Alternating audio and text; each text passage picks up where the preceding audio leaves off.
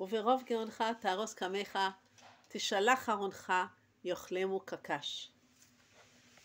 המחילתא עוברת לדון מהמידתיות והקשר הלשוני והענייני בין עונשם של המצרים לבין מעשיהם ואיך שהוא מופיע בתורה. המחילתא עוברת לעסוק בהיבט הרעיוני של עצם הרדיפה, המלחמה עם עם ישראל. וברוב גאונך תארוס קמך, הרבית להתגאות נגד מי שקמו נגדך. ומי הם שקמו נגדך? הם שקמו נגד בניך. אז מי שקם נגד ישראל, הוא בעצם קם נגד הקדוש ברוך הוא. תהרוס קמנו אין כתיב כאן, וברוב גאונך תהרוס קמך.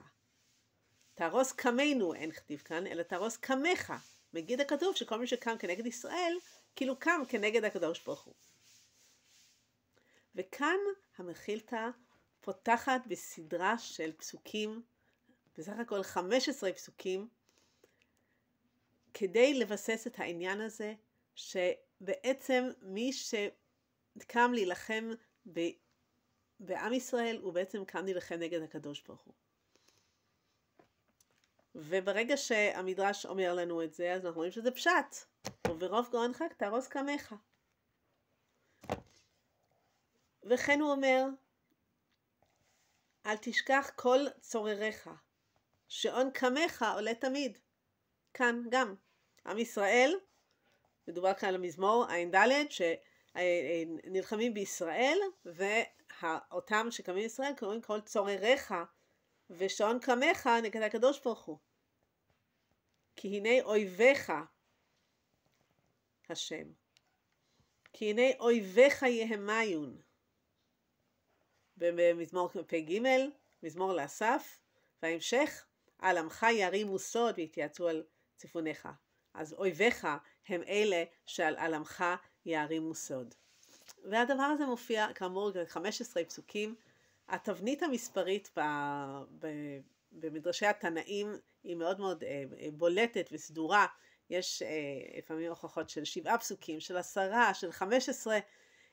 יש כאן מבנים, יש כאן מורולוגים מאוד מובנים, והדבר הזה לא סתם, אמת ויציב זה 15, לא ניכנס כרגע למשמעות של הדבר הזה, אבל יש כאן בהחלט תבניות ספרותיות שבנויות על יסוד מספרי. כי הנוגע בכם, זכריה, כי הנוגע בכם נוגע בבבת עיני, הנוגע בכם בישראל נוגע בבבת עיני. רבי יהודה אומר, בבת עין אין אומר כן, אלא בבבת עינו כתיב. אז יש כאן קריא וכתיב, לפעמים זה מפורש, לפעמים יש כאן קריא וכתיב שמביע את הדבר הזה, זאת אומרת לפעמים זה יותר נסתר בלשונות, לפעמים זה יותר גלוי, אבל כאן יש ממש קריאה של הכתובים איך לראות את הדבר הזה, ואני ממשיכה.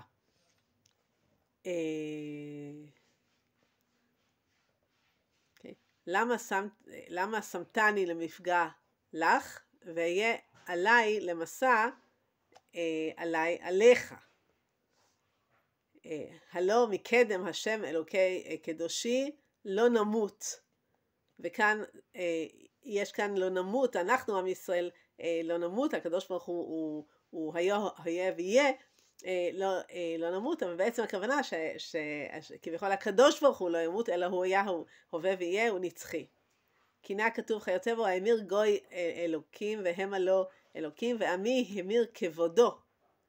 בלא יועיל, זאת אומרת, המיר כבודו, אבל זה בעצם כבודי. כלומר, יש כאן פסוקים שמתייחסים לא רק למצב של מלחמה של גויים נגד, אלא גם שעם ישראל צוטה מהדרך, והכתוב כאן מתייחס בפסוק לישראל, כאשר בעצם ההתייחסות היא בעצם לקדוש ברוך הוא. וימירו את כבודם בתבנית שור, בתהילים, על חטא העגל, וימירו את כבודם בתבנית שור.